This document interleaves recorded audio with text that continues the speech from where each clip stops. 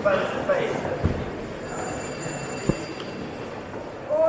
I call for a speech and proposition of in favour of the motion. Is Doug McCallum from St Edmund Hall in the chamber? I recognise your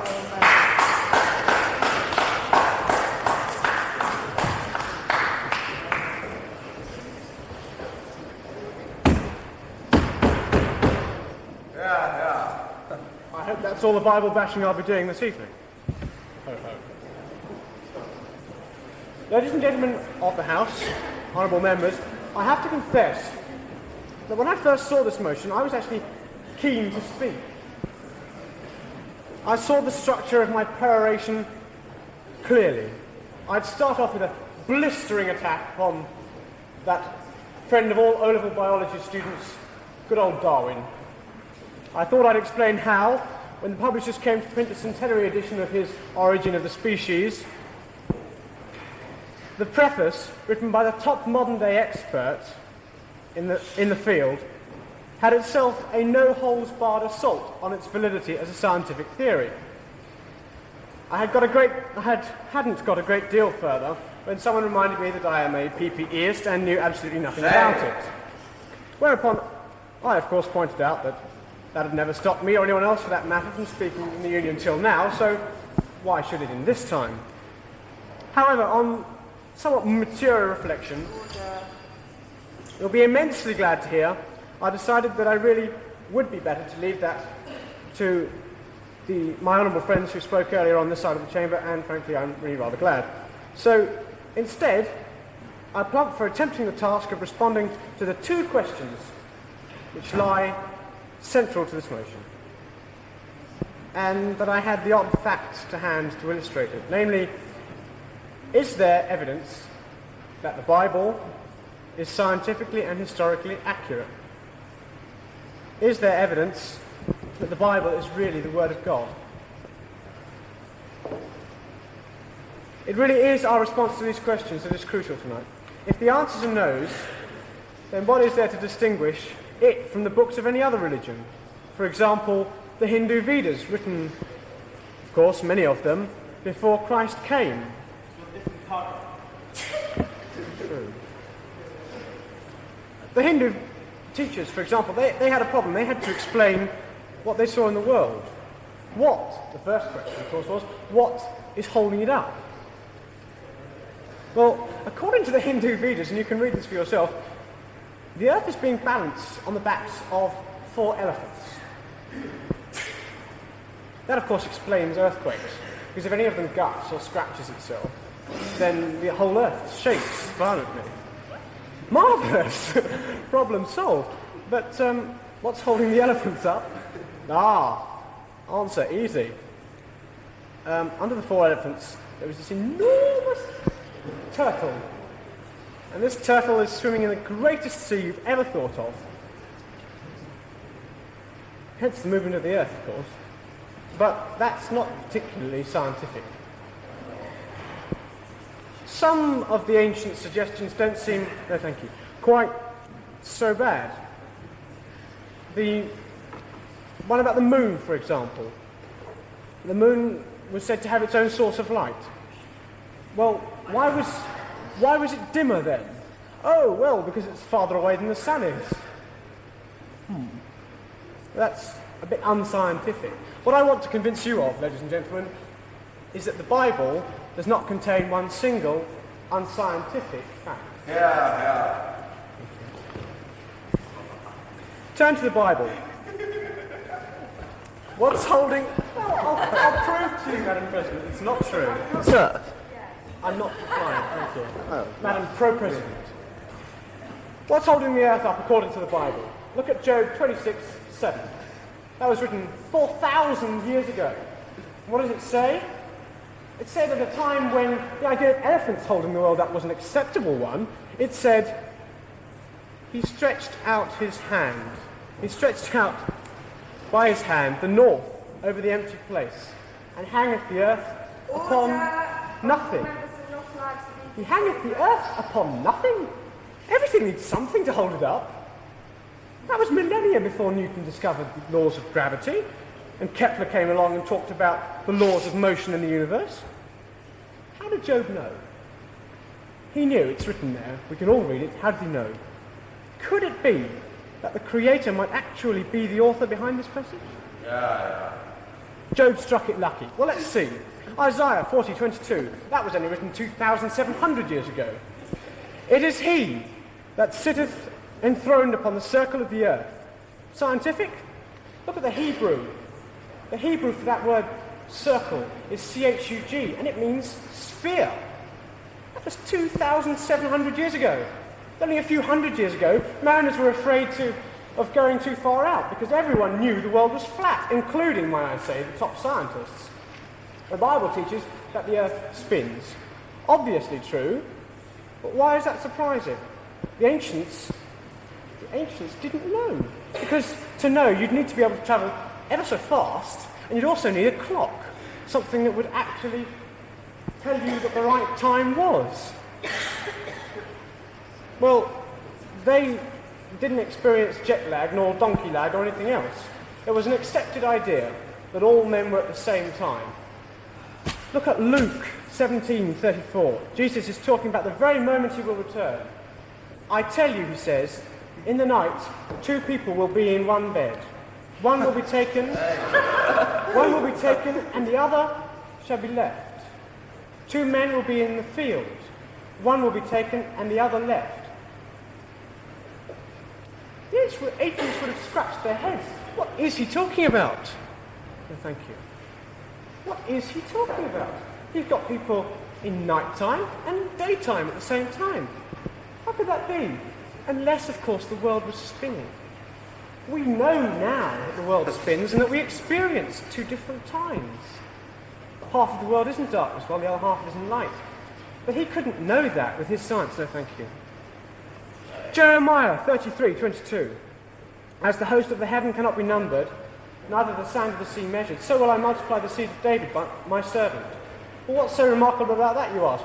Jeremiah, which was written 2,600 years ago, says that the stars are numberless. So what? We all know that. Yes, we do today. But do you know that only recently scientists have come to the conclusion that, as 200 years ago, the top astronomers said that there were between 1,022 and 1,056 stars. I've counted them, he said. I'm sorry, can you wipe out the Right. I'll read you my favourite. Job 38. God is talking to Job. You might be able to explain the others. You've got no way against this one. God is talking to Job. He's trying to show him how small he is and how big God is. In verse 31, he mentions two constellations, Pleiades and Orion, and he asks, can you bind the chain of Pleiades? Can you loose the cords of Orion? The picture is, God says, I've put a chain around the seven sisters. Can you do that? And in contrast, he says, there was a chain around the hunter, but I've loosed it. Can you do that? He says. What, you ask, am I dribbling on about? Take Orion first. Orion, like all other constellations in the universe except one, is an unbounded system. Take the stars. They're all moving away from one another. They're scattering. That's why all the star group shapes are slowly changing. Look at the plough in 200 years' time, and you'd see a different shape. Orion's stars dispersing particularly quickly. God asks Job, can you loose the band that's holding those together? What does the first bit mean, though? It's the opposite. The Pleiades, unlike Orion, it says, has a band around it that is holding the stars together.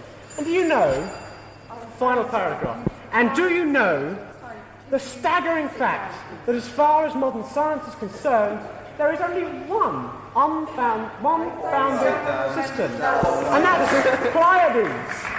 I thank you, honourable member, for that speech, and for the speech of the opposition. Is Janet quite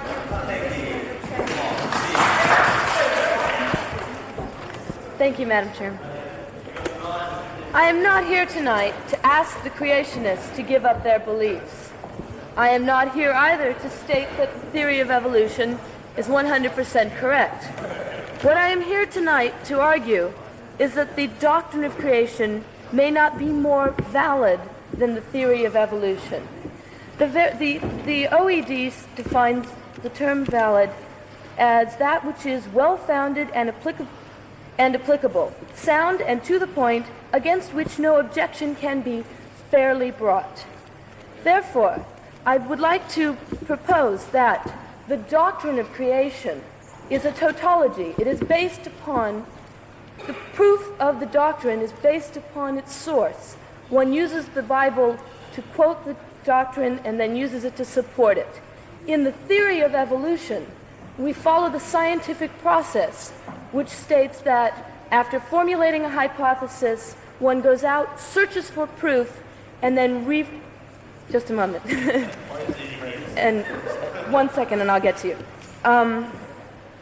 Start that again. Formulates one hypothesis, collects one's data, and then further reformulates one hypothesis until you've come to a theory that supports all of the data.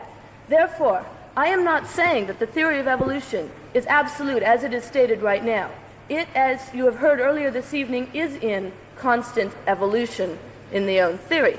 What I am saying is that the theory of evolution is more valid than what one can go out and test the theory of evolution.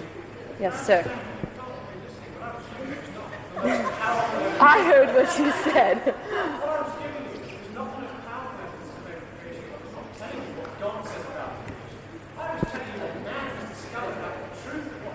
No, you have told me what the Bible says about the doctrine of creation.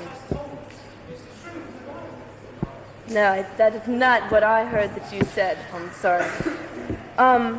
As we have heard from the Honorable Member Wilson, he has proposed that this is a doctrine of faith. He proposes that creation must be accepted under belief. He then states that there is also scientific faith. This I beg to differ. Scientists do not take... yes, sir. A little while ago, Matt, you spoke of tautology, yet I put it to you that the central mechanism of evolution is tautologies, namely the doctrine of survival of the fittest. Those that survive are the fittest are those that survive. Now, to assert an argument that explains nothing. No. Answer. No, I do not believe that is what Darwin said in his theory of evolution. He does say it is survival of the fittest. However, he does not state that in any given generation you do not have those which do not survive, which are not the fittest, and you can see those. You can see in artificial selection, in modern hybridization, those that do not survive and those that do, which is evidence for selection of the fittest, survival of the fittest. Also, in the evolution, the current evolution over the last 100 years of, as mentioned in Wilson's speech, the brown moth, you've seen the generation, the surviving of the fittest and the loss of those that are not as fit. But that is not the point that I'm trying to bring up tonight. I am trying to argue, what I would like to state is that the way in which the proposal is made tonight is the validity of creationism. I do not believe that a doctrine that cannot be tested and therefore verified can be more valid than a theory which is currently tested. Yes, sir. Madam, the whole point about tonight's motion is that creationism is not a theory, it is a doctrine, it is a dogma supported by the authority of the Holy Roman Catholic Church. And that is why it is valid, and not because it has some evidence to support it. Validity says that there can be no fair objection. There are those people who do not believe in the existence of God or the Word of God as put down in the Bible. Your argument is based upon your source. How can you say that is valid? I have it on good authority. Your authority may not be my authority. That all those who are sitting on that side of the house tonight will spend an extra 100 years in the purgatory. Well, I don't know. I cannot stand here and tell you that you are incorrect on that basis. I can merely ask that those members sitting on this side of the House and those who might agree with me will vote against this proposition on the basis that the theory of evolution has more valid proof based upon data collected in our empirical world today than does the doctrine of creation. Thank you. Speaks in favour of the motion, and I recognise the honourable member from Trinity.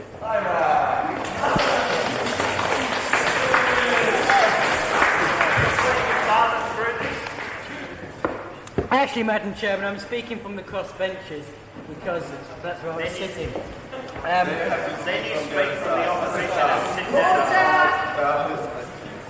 I'll speak very briefly, then I will sit down. I can't think of any good reason why we should have been created or been or have evolved, because frankly, I don't think it makes much difference. We're here anyway, so we're stuck with it. And I don't believe that this was ever intended as a serious debate. I'm sure this must have been created, just like the one we had last time, for lots of hacks to make their speeches to qualify to run for committees. And in that spirit, I'm going to sit down. I'd like to thank the honourable member from Trinity for his qualifying speech, and for his speech in opposition, and recognise the honourable member from Borough.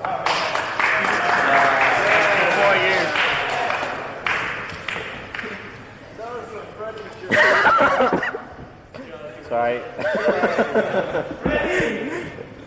I'm so glad to have so many of my friends here tonight. I missed you all so desperately at the end of last term. You might well wonder why I'm standing here. Well, we just don't know. That joke is bombed once tonight already. Really, I got up to make a point of information earlier this evening. And it was in response to Professor Andrews, who was sitting up there and saying, look, you can never explain why man is the rational being that he is, why he has the capability to think that other animals don't have. Why is it that we're endowed with this particular faculty and other animals aren't? And I was going to stand up there and ask him, if we're endowed with this particular faculty of rational... Because they're my friends, Robert. Why? Hi.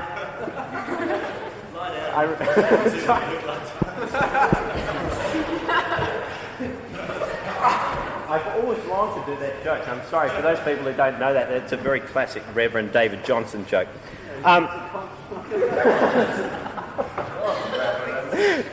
That's right. Thank you. What I was going to ask him is why, if man is endowed with this rationality and this desire to learn and this desire to inquire, when he comes up in his inquiries with questions which he, at his current state of knowledge, doesn't have an answer to, should he, by this God which those members on that side of the House believe there to be underlying the sort of creationary process, why should a rational human being just throw up his hands in the air and go, God created it? That's why. In answer to these, what he postulated were unanswerable questions, just say, God created it that way. He poses the question and then answers it by saying, God created it that way. What I'd want to say, standing on this side of the House, is what rationality gives man is a method of inquiry that asks for predictability. If somebody poses a theory which explains some facts, what people implicitly want in that theory is that it will predict what's going to happen in new situations and as new facts emerge. And that's the essence, I think, of scientific investigation, and also the essence of why I think the theory of evolution is more valid than the doctrine of creation. Because if you look at the doctrine of creation, all that you get when you come up with any question is, God created it that way. It doesn't give you any predictability. It gives you no rational investigation or anything like that.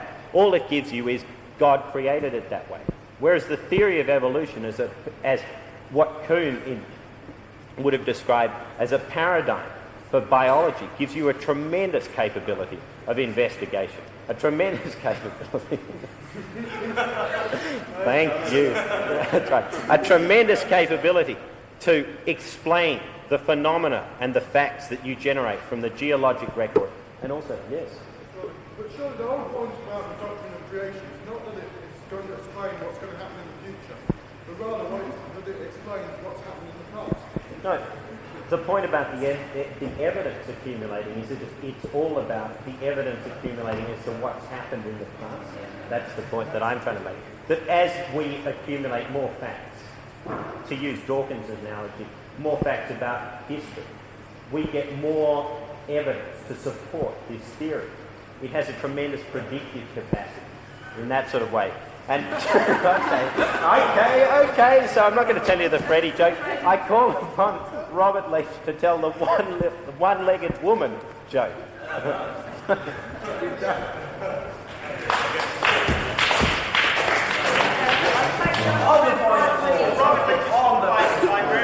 Yes, I know, but he has to do his own speech in order to qualify. Yeah, but they get one next time. I call on Robert Leach to make a speech for the motion.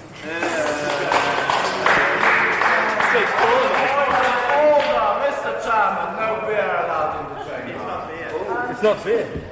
It's water. It happens to be in a beer bottle. I'd just like to say that Mark Carnegie, sorry, the honourable member from, well, there's nothing honourable about Mark Carnegie's member, as all the girls in here know.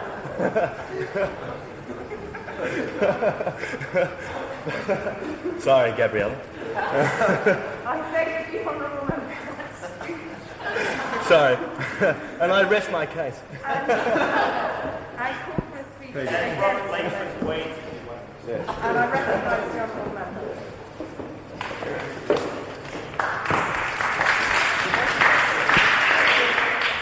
Madam Chairman, I hope to be extremely brief. The difficulties of this motion are enshrined in its very conception, that the doctrine of creation is more valid than the theory of evolution. Now, this mistakes the role of the creation stories. I've studied theology. The whole of the Bible is symbolical, not actual. The stories represent things. They represent morals, and they cannot be taken as practical. Look at the feeding of the 5,000, and look at the Old Testament. Look at Amos, Hezekiah, Isaiah. All of these use analogies to prove points. Thus, we must understand the role of these writers, and we must understand the stories in this context. There is a place for scientific theories. It's not a case of either or. It's a case of one supplementing the other. Thank you. I thank the honourable member for that speech, and I hand over the chair to the Treasurer elect.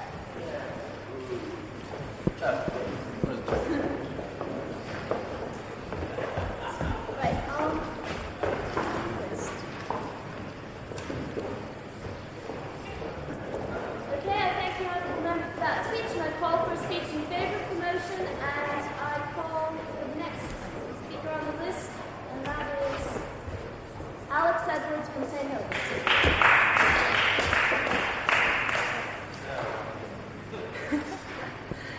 Madam Chairman, honourable members, as a Roman Catholic, I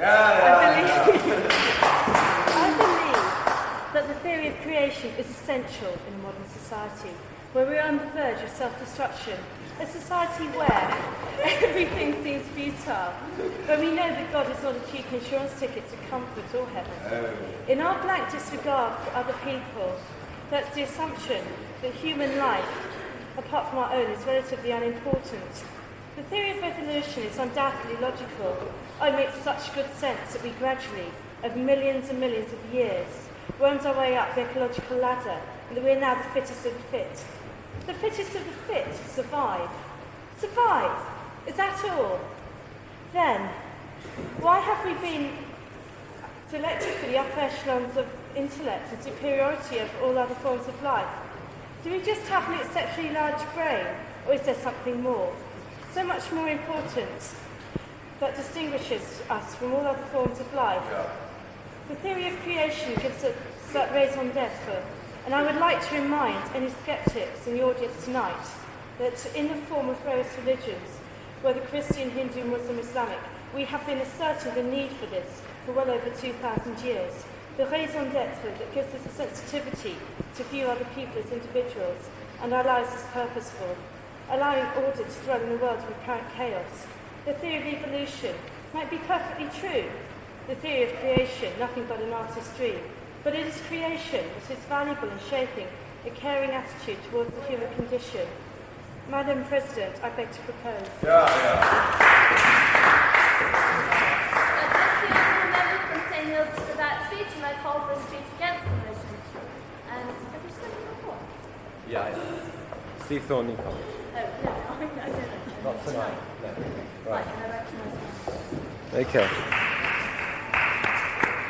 Thank you, Robert. It's really hard on Valentine's Day, of all days, to attack this very topical motion that says that the doctrine of procreation is more valid than the theory of evolution. Now, I want to use one very compelling bit of evidence to demonstrate the obvious correctness of this side of the House, and that is the state, the absolute state, of the officers of this august society. Is the opposition seriously suggesting the proposition that the specimens you usually see arranged before these dispatch boxes, are they the creation of an omniscient being?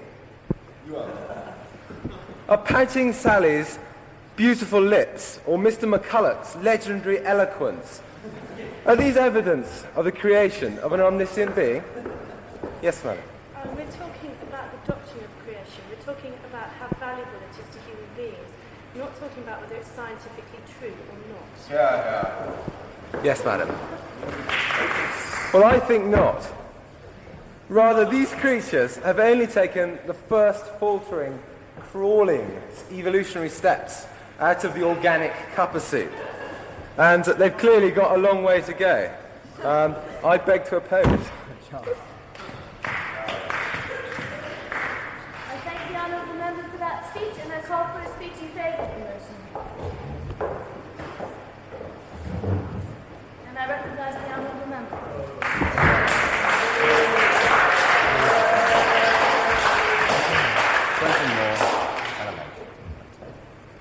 Honourable members, this motion tonight reminds me of an event which occurred not so long ago when a young lady asked a certain honourable member for Trinity what a phallic symbol was. For want of a verbal explanation, he decided the easiest way to explain was to drop his trousers. To which the young lady said, "Oh, I see, it's like a prick, only smaller." This, I feel, vindicates entirely the doctrine of creation over that of the theory of evolution, since the theory of evolution implies the practice of procreation. And regarding the aforementioned honourable member for Trinity, well, need I say more? I propose.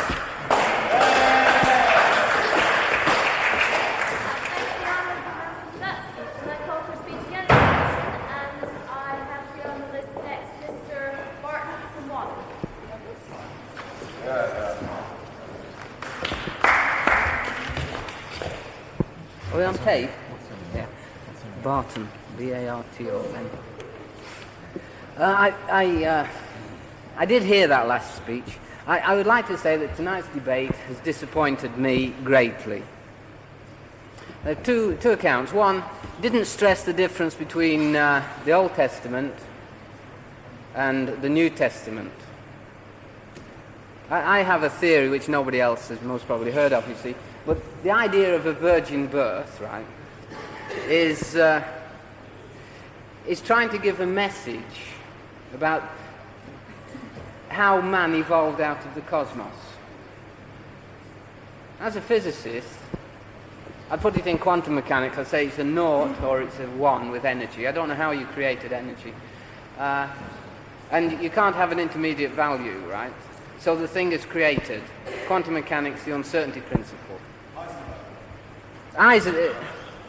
Einstein created the formula m equals m naught over square root, right? Now that's a clever formula, because if you expand it in terms and then you make the substitution for operators, this isn't fair. This is really I have a paper here which hasn't been published from Israel. I'll give you a very good quote about invariance. Oh, just a minute, sorry. It's H. Robertson, Astro Journal, I think it's 83, 187, page 356.